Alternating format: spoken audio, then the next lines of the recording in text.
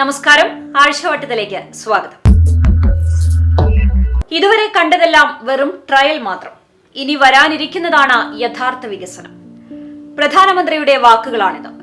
പ്രധാനമന്ത്രിയെ ഒരു നോക്കു കാണാനായി കുന്നംകുളത്തെ ചെറുവത്തൂർ ഗ്രൗണ്ടിൽ ആളുകൾ തിങ്ങി നിറഞ്ഞു. കനത്ത സുരക്ഷയൊരുക്കി SPGയും പോലീസും കാര്യങ്ങൾ നിയന്ത്രിച്ചു.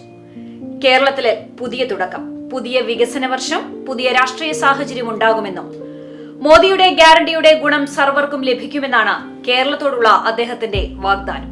ശക്തന്റെ മണ്ണിൽ ഒരിക്കൽ കൂടി വരാനായതിൽ സന്തോഷമുണ്ടെന്ന് മലയാളത്തിൽ പറഞ്ഞാണ് മോദി പ്രസംഗം ആരംഭിച്ചത്.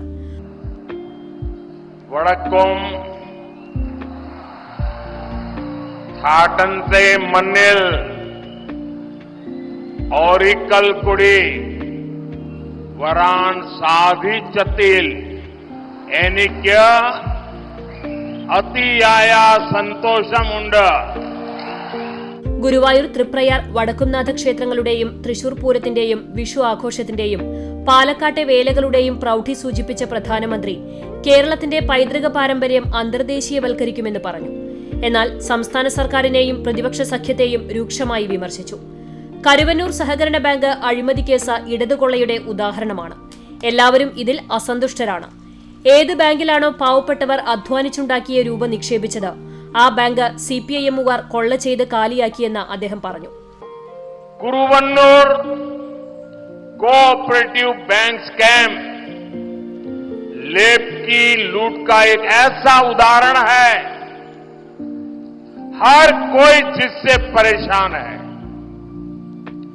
जिस बैंक में गरीबों ने, मध्यम वर्ग ने अपनी मेहनत के सैकड़ों करोड़ रुपए जमा किए थे, उस बैंक को CPM के लोगों ने पूरी तरह लूटकर कंगाल कर दिया.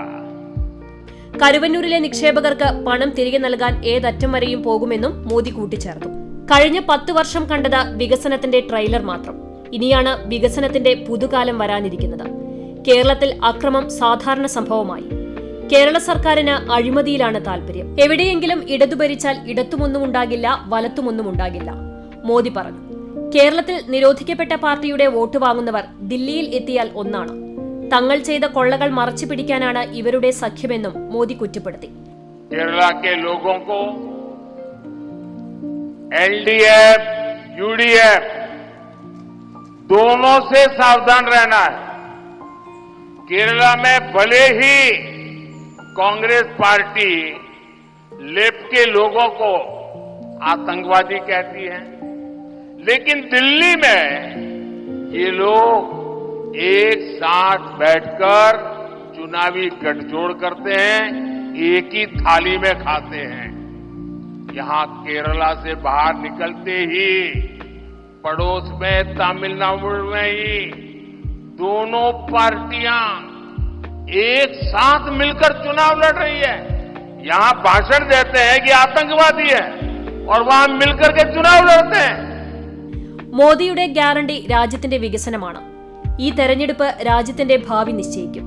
BJP സർക്കാർ രാജ്യത്തെ കരുത്തുള്ള രാജ്യമാക്കി. അടുത്ത 5 വർഷം വികസനത്തിന്റെ കുതിപ്പ് കാണാം. കൂടുതൽ വന്ദേ ഭാരത് ട്രെയിനുകൾ ഉൾപ്പെടെ കൊണ്ടുവരുമെന്നും മോദി കൂട്ടിച്ചേർത്തു. കേരളത്തിൽ ഇത്തവണയെങ്കിലും താമര വിരിയുമെന്ന ശുഭപ്രതീക്ഷയിലാണ് BJP നേതൃത്വം. പ്രചരണത്തിനായി ഒന്നിൽ കൂടുതൽ തവണ മോദി കേരളത്തിൽ എത്തിയതിൽ നിന്ന് തന്നെ അത് വ്യക്തമാണ്. കേന്ദ്രം കേരളത്തിൽ എത്രമാത്രം ശ്രദ്ധ കേന്ദ്രീകരിക്കുന്നുണ്ടെന്നും വ്യക്തം. പ്രചരണാവേശം അന്തിമഘട്ടത്തിൽ എത്തിയിരിക്കുകയാണ്. ജനങ്ങളുടെ കയ്യിലാണ് ഓരോ വിജയവും. മുന്നണികൾ വാഗ്ദാനങ്ങളുമായി വികസന മാതൃകകൾ നിരത്തിയാലും ഒടുവിൽ ജനം തീരുമാനിക്കും യഥാർത്ഥ വിജയം ആരുടേതെന്ന്. കയ്യൂക്കുള്ളവൻ കാര്യക്കാരൻ, കയ്യൂക്കുള്ളവരെ വിശ്വസിക്കുന്നവർ മണ്ടന്മാർ. ജനപ്രതിനിധികളുടെ വാക്കും വിശ്വസിച്ച് രാത്രിപൂരവും വെടിക്കെട്ടും കാണാനെത്തിയ പൂരപ്രേമികളെ ഓർക്കുമ്പോൾ ഇത്തിരി സങ്കടം തോന്നാതില്ല. ഒരു ജനതയുടെ വികാരമാണല്ലോ തൃശൂർ പൂരം. 1 വർഷത്തെ കാത്തിരിപ്പിന് ശേഷം ആഘോഷ തിമിർപ്പിൽ ലോകമെമ്പാടുമുള്ളവർ തിമിർക്കുന്ന ആഘോഷം. പക്ഷേ ചരിത്രത്തിൽ ആദ്യമായി തൃശൂർ പൂരത്തിനെ വ്രണപ്പെടുത്തുന്ന സംഭവമായിരുന്നു ഉണ്ടായത്. വെടിക്കെട്ട് കാണാനെത്തിയവർ മണിക്കൂറുകളോളം കാത്തുനിന്ന് മടങ്ങി. വെട്ടവും വെളിച്ചവുമായപ്പോൾ വെടിക്കെട്ടും കാത്തുനിന്നവർ ആരായി? പൂരത്തിന്റെ തുടക്കം മുതൽ തന്നെ കർശന നിയന്ത്രണങ്ങളുമായി ബന്ധപ്പെട്ട പല പ്രതിസന്ധികളും നിലനിന്നിരുന്നു.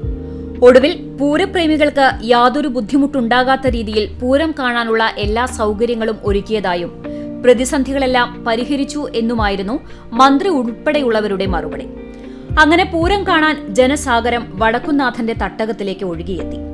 പകൽപൂരത്തിൽ തന്നെ പോലീസിന്റെ ഭാഗത്തു നിന്നുള്ള നടപടികൾ പൂരാസ്വാദകരെ ചൊടിപ്പിച്ചിരുന്നു. ചില കല്ലുകടികൾ അവിടെവിടെ ഉണ്ടാവുകയും ചെയ്തു. പക്ഷേ രാത്രിപൂരവും വെടിക്കെട്ടും നിർത്തിവെക്കാനുണ്ടായ സാഹചര്യമാണ് യഥാർത്ഥത്തിൽ പൂരപ്രേമികളെ രോഷാകുലരാക്കിയത്. പോലീസിന്റെ നിയന്ത്രണത്തിന്റെ ഭാഗമായുള്ള ബലപ്രയോഗം അതിരുവിട്ടതോടെ തിരുവമ്പാടി വിഭാഗം പൂരം നിർത്തിവെച്ചു. രാത്രിയിൽ മഠത്തിൽ വരവ് പഞ്ചവാദ്യം നടക്കുന്നതിനിടെ നടുവിലാൽ ഭാഗത്ത് ബാരിക്കേഡ് വെച്ച് എഴുന്നള്ളിപ്പ് തടഞ്ഞതാണ് പ്രകോപനമായതായി ഉണ്ടായത്. രാത്രി 1:30 സംഭവം. ഇതോടെ പഞ്ചവാദ്യക്കാർ വടക്കുംനാഥ ക്ഷേത്രനടയ്ക്ക് മുന്നിൽ വെച്ച് പിരിഞ്ഞുപോയി. ആനകളും പൂരപ്രേമികളും മടങ്ങി. നടുവിലാലിലെ പൂരപ്പന്തലിന്റെ ലൈറ്റ് അണച്ച് തിരുവമ്പാടി പ്രതിഷേധം അറിയിച്ചു. ചരിത്രത്തിൽ ആദ്യമായാണ് ഇത്തരം സംഭവം. പാർമേക്കാവിൽ അമ്മയുടെ രാത്രി എഴുന്നള്ളിപ്പ് പോലീസ് ബാരിക്കേഡ് വെച്ച് തടയുകയും ഒരാനയെയും ഏതാനും മേളക്കാരെയും മാത്രം കടത്തിവിട്ടതും വലിയ ഒച്ചപ്പാടുണ്ടാക്കി. കമ്മീഷണറുടെ നേതൃത്വത്തിൽ മഠത്തിൽ വരവിലടക്കം കടുത്ത നിയന്ത്രണങ്ങൾ ഏർപ്പെടുത്തുകയും പൂരപ്രേമികളെ പിടിച്ചു തള്ളുകയും ചെയ്തിരുന്നു. എഴുന്നള്ളിപ്പിനിടെ വാദ്യക്കാരെയും ആനകളെയും തടഞ്ഞതാണ് വീണ്ടും പ്രശ്നമായത്. പൂരം വെടിക്കെട്ടിനു വേണ്ടി ഒരുക്കിയ ബാരിക്കേഡാണിത്. തിരുവമ്പാടി വിഭാഗം പൂരം നിർത്തിവെച്ചതോടെ വെടിക്കെട്ടിന്റെ കാര്യവും അനിശ്ചിതത്വത്തിലായി. തൃശൂർ ജില്ലയുടെ ചുമതലയുള്ള മന്ത്രി കെ രാജനും ജില്ലാ ഭരണകൂടവും തിരുവമ്പാടി വിഭാഗവുമായി ചർച്ചകൾ നടത്തി. വെടിക്കെട്ട് നടത്തുമെന്നും എന്നാൽ എപ്പോൾ നടത്താൻ കഴിയുമെന്ന് പറയാനാവില്ലെന്നും പുലർച്ചെ 5 മണിയോടെ വാർത്താസമ്മേളനത്തിൽ ഇവർ അറിയിച്ചു. ചിലപ്പോൾ ഉപചാരം ചൊല്ലി പിരിഞ്ഞ ശേഷമാകും നടത്താൻ സാധിക്കുക. ജില്ലാ ഭരണകൂടവുമായി ചർച്ച നടത്തി സമയം തീരുമാനിക്കുമെന്നും തിരുവമ്പാടി വിഭാഗം അറിയിച്ചു. ഇതിനിടെ പാർമേക്കാവിന്റെ വെടിക്കെട്ട് 6:30 ആരംഭിക്കുമെന്ന് അധികൃതർ അറിയിച്ചു. ഇതേ തുടർന്ന് മന്ത്രി കെ രാജൻ വീണ്ടും നടത്തിയ ചർച്ചയിൽ പാർമേക്കാവിന്റെ വെടിക്കെട്ടിന് ശേഷം വെടിക്കെട്ട് നടത്താൻ തയ്യാറാണെന്ന് തിരുവമ്പാടി വിഭാഗം അറിയിച്ചു. തീരുമാനം വന്നതിന് പിന്നാലെ അണച്ച പന്തൽ തെളിയിച്ചു. തുടർന്ന് 7 മണിക്ക് ശേഷമാണ് ഇരുവിഭാഗവും വെടിക്കെട്ട് നടത്തിയത്.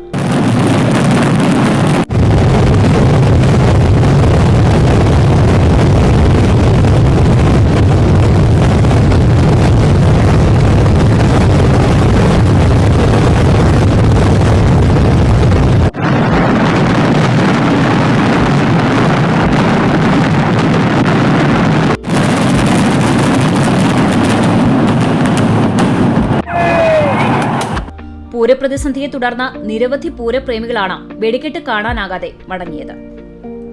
നിയന്ത്രണങ്ങളാകാം, അതിൽ തെറ്റില്ല. പക്ഷേ എന്തിനാണ് പൂരവും ആഘോഷവും എല്ലാം നടത്തുന്നത്? ആളുകൾക്ക് കാണാനും ആസ്വദിക്കാനും ആഘോഷിക്കാനുമാണ്. പോലീസ് എമാന്മാർക്ക് മാത്രം കണ്ട് ആസ്വദിച്ചാൽ മതിയോ? രാത്രി നഗരം വിട്ടുപോകാതെയും പുലർച്ചെ കുഞ്ഞുങ്ങളുമായി സ്ത്രീകൾ ഉൾപ്പെടെയുള്ളവർ വരുന്നതും തൃശൂർ പൂരം എന്ന ആവേശത്തെ നെഞ്ചിലേറ്റിയതുകൊണ്ടാണ്. ഒടുവിൽ ഒന്നും കാണാനാകാതെ മടങ്ങിപ്പോകേണ്ടി വരുന്ന അവസ്ഥ. കഷ്ടം എന്നല്ലാതെ എന്ത് പറയാൻ? അധികാരം കയ്യിൽ ഉണ്ടായിട്ട് കാര്യമില്ല, നേരെ ചൊവ്വേ വിനിയോഗിക്കാനും കഴിയണം.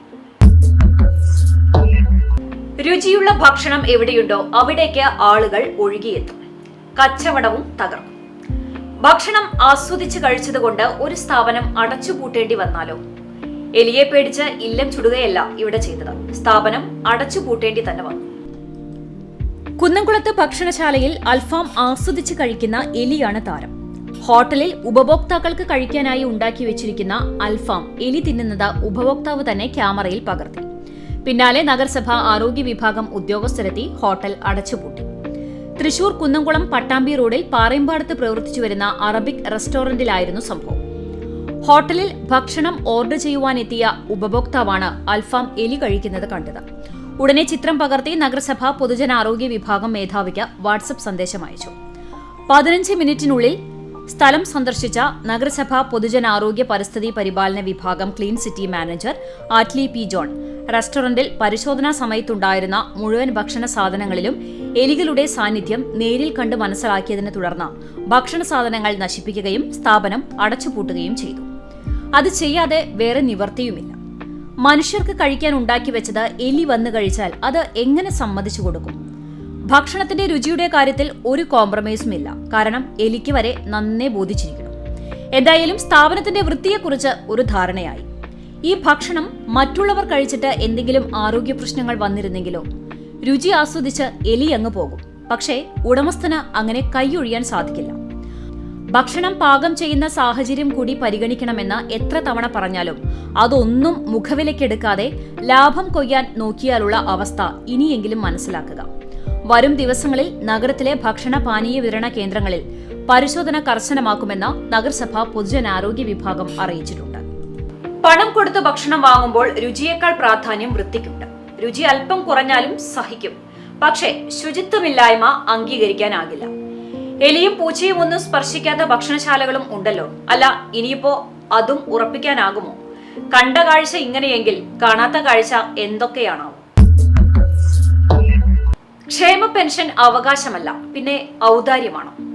സാധാരണക്കാരെ സംബന്ധിച്ചിടത്തോളം കിട്ടുന്ന പെൻഷൻ വലിയൊരു സഹായം തന്നെയാണ്. അത് മുടങ്ങിയാലുള്ള അവസ്ഥ അത് അനുഭവിക്കുന്നവർക്കേ അറിയൂ. മാസങ്ങളായി പെൻഷൻ മുടങ്ങിയിരിക്കുകയാണ്. 2 മാസത്തെ പെൻഷൻ ഇലക്ഷന് മുമ്പ് അക്കൗണ്ടിൽ എത്തുമെന്ന് അറിയിച്ചെങ്കിലും പലർക്കും ഇതുവരെ കിട്ടിയിട്ടുമില്ല. ചിലർക്കാകട്ടെ കിട്ടിയത് 1 മാസത്തെ പെൻഷനും. ഒന്നും കിട്ടാത്തവർ പ്രതികരിക്കുന്നതിലും പ്രതിഷേധിക്കുന്നതിലും കുറ്റം പറയാനാവില്ല. ഏപ്രിൽ 11 വ്യാഴാഴ്ച വൈകിട്ട് 5 മണിക്കാണ് 2023 വർഷത്തെ ഒക്ടോബർ നവംബർ മാസത്തെ ഉൾപ്പെടുന്ന 2 മാസത്തെ ക്ഷേമ പെൻഷൻ 68,99,600 രൂപ ചാവക്കാട് ട്രഷറിയിൽ വന്നതെന്നും ഏപ്രിൽ 12 വെള്ളിയാഴ്ച തന്നെ ബാങ്ക് ജീവനക്കാർ 711 പേർക്കായി 21,98,000 രൂപ വിതരണം ചെയ്തതായി ബാങ്ക് അധികൃതർ വ്യക്തമാക്കി. കഴിഞ്ഞ 11-ാം തീയതി വ്യാഴാഴ്ച 5 മണിക്കാണ് സർക്കാരിൽ നിന്ന് ട്രഷറിയിലേക്ക് 69,98,000 രൂപ വരുന്നത്. പിറ്റേ ദിവസം 12-ാം തീയതി വെള്ളിയാഴ്ച നമ്മൾ എന്ത് ചെയ്തതെന്ന് വെച്ചാൽ ഞങ്ങളുടെ ഓൺ ഫണ്ട് ഉപയോഗിച്ച് 21 ലക്ഷം രൂപ 711 പേർക്ക് ഞങ്ങളിവിടെ പെൻഷൻ കൊടുക്കുകയുണ്ടായി. 13, 14 ശനി ഞായർ ദിവസങ്ങളിൽ സർക്കാർ അവധി ദിനങ്ങളായതിനാൽ 15-ാം തീയതി തിങ്കളാഴ്ച ബാക്കി സംഖ്യ പെൻഷൻകാർക്ക് വിതരണം ചെയ്യുന്നതിനിടെയാണ് അനാവശ്യ സമരമെന്ന് ഹസൻ പറഞ്ഞു. CPM നേതൃത്വത്തിലുള്ള പുന്നൂർ പഞ്ചായത്ത് ഭരണസമിതി അംഗങ്ങൾ ബാങ്കിൽ അതിക്രമിച്ചു കയറി ബാങ്കിന്റെ പ്രവർത്തനം തടസ്സപ്പെടുത്തുന്ന വിധത്തിലായിരുന്നു കുത്തിയിരിപ്പ് സമരം നടത്തിയതെന്നും ബാങ്ക് അധികൃതർ ആരോപിച്ചു.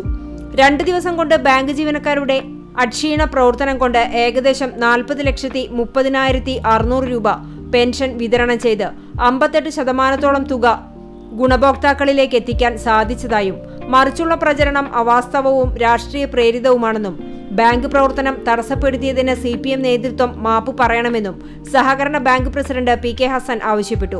ഈ പെൻഷൻ വിതരണം ചെയ്യുന്നതിൽ ഗവൺമെന്റിൽ വന്ന വീഴ്ചയാണ്. ഈ പെൻഷൻ തന്നെ കൊടുക്കുന്നത് 2023 ഒക്ടോബർ നവംബർ മാസങ്ങളിലെ പെൻഷനാണ്. ഇതാണ് നമ്മൾ വൈകുന്നത് കണ്ടപ്പോൾ തന്നെ നമ്മുടെ ഓൺ ഫണ്ട് ഉപയോഗിച്ചിട്ടാണ് 11-ാം തീയതി തന്നെ നമ്മൾ നമ്മുടെ സ്റ്റാഫ് അംഗങ്ങൾ ഉപയോഗപ്പെടുത്തിയിട്ട് വിതരണം ചെയ്തത്. 6 മാസത്തോളമായി സംസ്ഥാന ഗവൺമെന്റ് തന്നെ പെൻഷൻ തടഞ്ഞു വെച്ചിട്ട്. അപ്പൊ ഇത് ജനങ്ങൾ മനസ്സിലാക്കി കണ്ടപ്പോഴാണ് CPMന്റെ നേതൃത്വത്തിലുള്ള പഞ്ചായത്ത് പ്രസിഡന്റും ഭരണസമിതി അംഗങ്ങളും ഇവിടെ വന്ന് ഈ അപഹാസ്യമായ രീതിയിലുള്ള സമരമുറകൾ നടത്തിയത്. ഇത് തികച്ചും പ്രതിഷേധവും ദുഃഖകരവുമാണ്. ആരോപണ പ്രത്യാരോപണങ്ങൾ തകൃതിയാണ്. സാധാരണക്കാരന്റെ ആവശ്യമാണ് പെൻഷൻ കിട്ടുക എന്നത്. എന്നാൽ അവിടെയും രാഷ്ട്രീയം കാണിക്കുന്നു എന്നാണ് ആക്ഷേപം. പൊതുജനത്തെ സംബന്ധിച്ചിടത്തോളം മുടങ്ങിക്കിടക്കുന്ന പെൻഷൻ ലഭ്യമാവുകയാണ് വേണ്ടത്. കാരണം ഈ തുക കൊണ്ട് മാത്രം ജീവിതം നീക്കുന്ന ഒരുപാട് പേരുണ്ട്. അവരെ പട്ടിണിക്കിടരുത്, അത്രയേ ഉള്ളൂ. കാലം മാറുന്നതിനനുസരിച്ച് കോലവും മാറണം. അതായത് ആധുനികതയുടെ പുതിയ മുഖഛായ വരണമെന്നർത്ഥം. ചരിത്രത്തിൽ ഇടം നേടിയ നിർമ്മിതികളാണെങ്കിലും സൗകര്യപ്രദമാക്കാതിരിക്കാനാവില്ലല്ലോ. പറഞ്ഞു വന്നത് എരുമപ്പെട്ടി തിരുഹൃദയ ദേവാലയത്തെക്കുറിച്ചാണ്. എരുമപ്പെട്ടിയുടെ ചരിത്രത്തിൽ ഇടം നേടിയ തിരുഹൃദയ ഫൊറോന ദേവാലയം ഓർമ്മയാവുകയാണ്. ആധുനിക സൗകര്യങ്ങളോട് കൂടിയ പുതിയ ദേവാലയം നിർമ്മിക്കുകയാണ്. 48 വർഷം മുമ്പ് സ്ഥാപിച്ച ദേവാലയമാണ് പൊളിച്ചു നീക്കുന്നത്. എരുമപ്പെട്ടി എന്ന ഗ്രാമത്തെ അടയാളപ്പെടുത്തുന്ന പ്രധാന സ്തംഭങ്ങളിലൊന്നാണ് തിരുഹൃദയ ഫൊറോന ദേവാലയം. കാലം മാറ്റങ്ങൾ ആവശ്യപ്പെടുമ്പോൾ അരനൂറ്റാണ്ടോളം പഴക്കമുള്ള ഈ ദൈവാലയവും വിസ്മൃതിയിലാവുകയാണ്.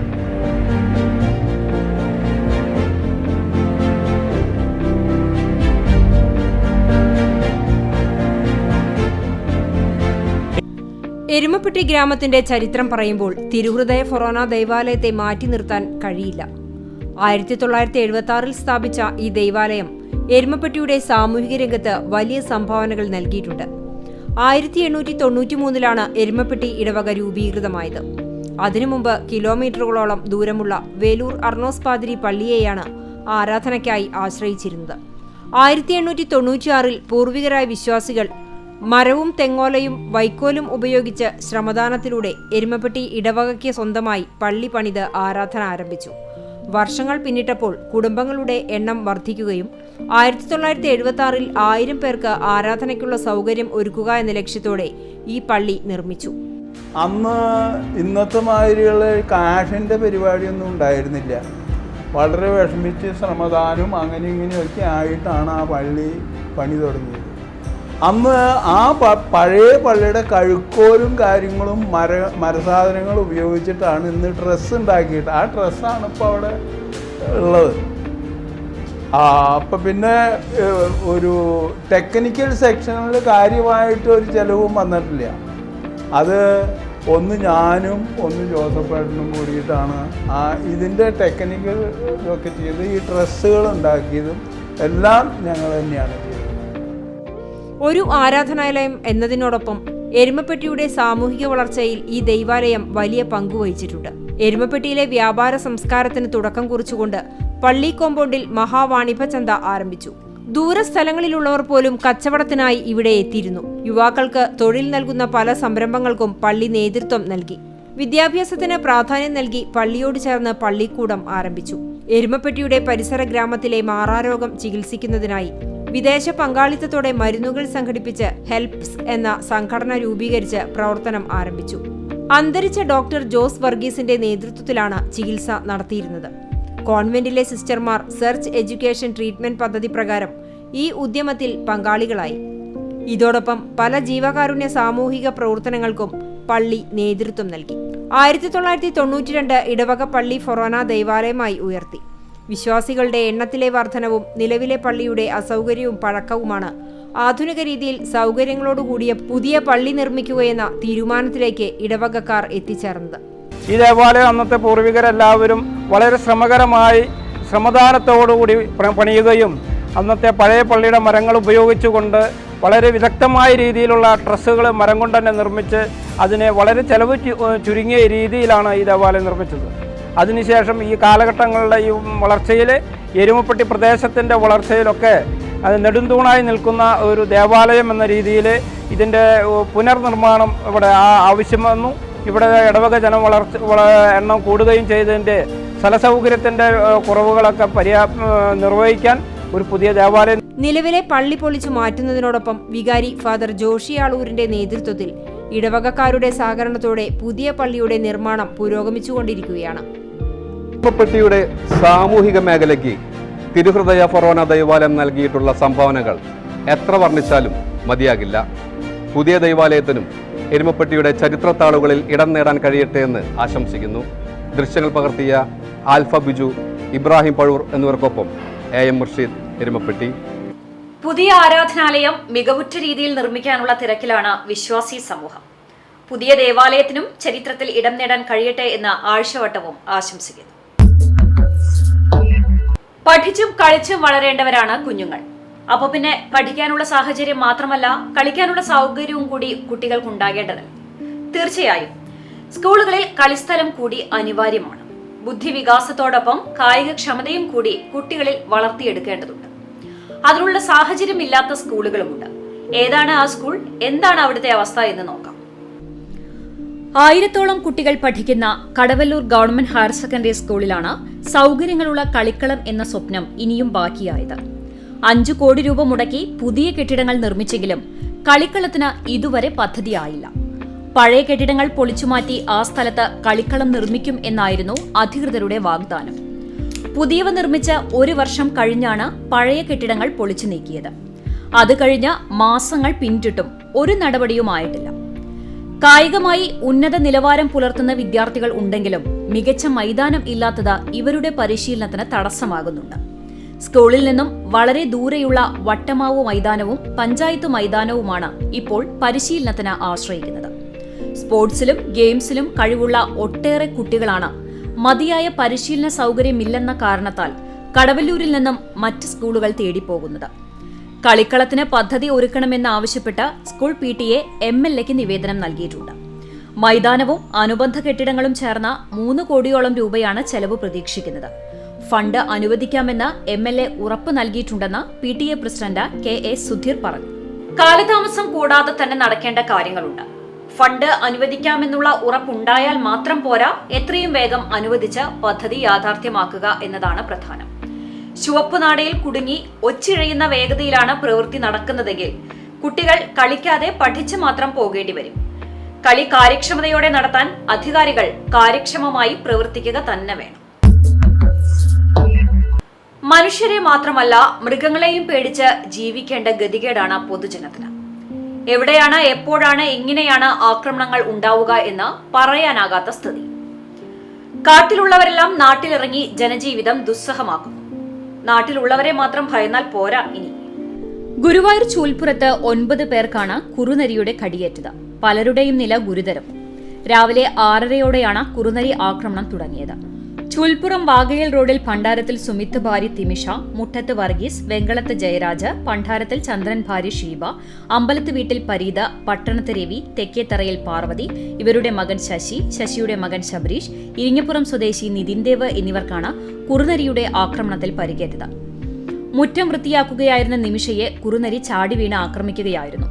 വലത് കൈയിലും കാൽമുട്ടിന് താഴെയുമാണ് ഇവർക്ക് കടിയേറ്റത്. ഭർത്തൃമാതാവ് ചിത്ര ചൂലുമായി നേരിട്ടതോടെയാണ് കുറുനരി ഓടിപ്പോയത്. വീട്ടുമുറ്റത്ത് നിൽക്കുമ്പോഴാണ് അയൽവാസികളായ ജയരാജനും വർഗീസിനും കടിയേറ്റത്. 15 ദിവസത്തെ അവധിക്ക് വിദേശത്ത് നിന്ന് എത്തിയതായിരുന്നു ജയരാജ്. ഇയാളുടെ വലത് കൈയിലാണ് കടിയേറ്റത്.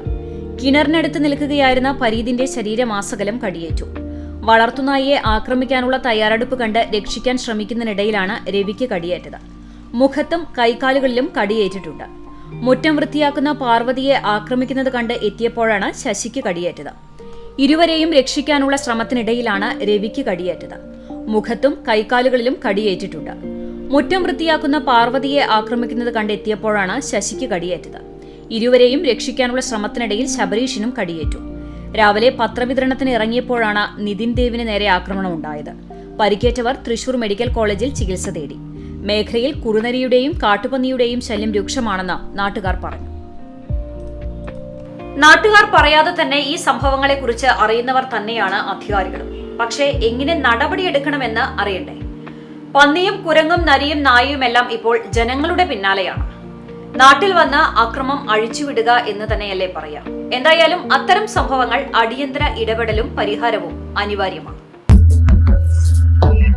ആഴ്ചവട്ടം ഇവിടെ പൂർണ്ണമാകുന്നു. വാർത്തയും വാർത്താ വിശകലനവുമായി അടുത്ത ആഴ്ച വീണ്ടും കാണാം. നന്ദി, നമസ്കാരം.